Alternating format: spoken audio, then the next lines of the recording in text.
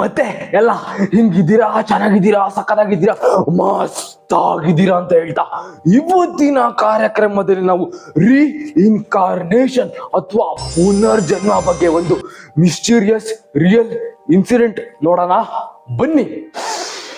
ಈ ಕತೆ ಆರಂಭವಾಗೋದು 1983ಲಿ.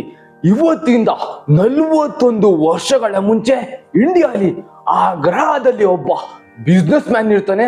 ಆ ಬಿಸ್ನೆಸ್ ಮ್ಯಾನ್ ತನ್ನ ಗಾಡಿಲಿ ಮನೆಗೆ ಹೋಗ್ತಾ ಇರ್ತಾನೆ. ತನ್ನ ಮನೆ ಹತ್ರ ಹೋದ್ಮೇಲೆ, ತನ್ನ ಬಂಗ್ಲೆ ಹತ್ರ ಹೋದ್ಮೇಲೆ ತನ್ನ ಗಾಡಿ ನಿಲ್ಸ್ತಾನೆ.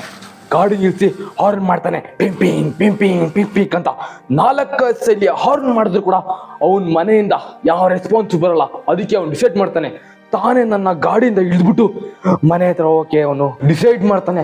ಆ ಟೈಮಲ್ಲಿ ಇಬ್ರು ಜನ